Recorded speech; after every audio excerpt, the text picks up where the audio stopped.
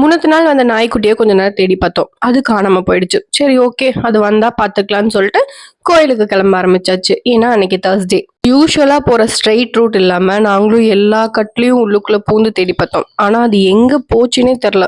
யாருடா நீயே ஒரு நாள் வந்து விளையாடிட்டு ஆசையை கட்டிட்டு போயிட்ட. இப்ப என்ன பண்றது? அப்படிங்கிற மாதிரி ஒரு ஃபீலா இருக்கு.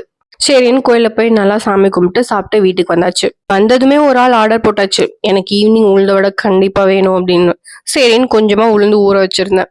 ஒரு 2 ஹவர்ஸ் ஊற வச்சிருப்பேன். ஊற வைக்கிறது வந்து டைரக்டா ஃப்ரிட்ஜ்ல வச்சுட்டேன். ஏன்னா மிக்சியில அடிக்கிறதுக்கு ஃப்ரிட்ஜ்ல அந்த சில்லுன்னு இருக்கும்போது அது ரொம்ப சூடாவாது. பேட்டர் கரெக்டான கன்சிஸ்டன்சில வரும்.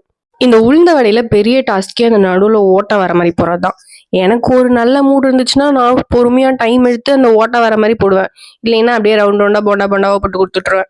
அப்புறம் என்ன கூடவே நல்லா சுட சுட காஃபி போட்டு வடை வித் காஃபியோட அந்த ஈவினிங் ஜம்முன்னு போச்சு. எதுக்கு வடை கேட்டிருக்கான்னு எனக்கு அப்புறம் தான் புரிஞ்சுது. ஏன்னா அன்னைக்கு நைட்டு பொங்கல்.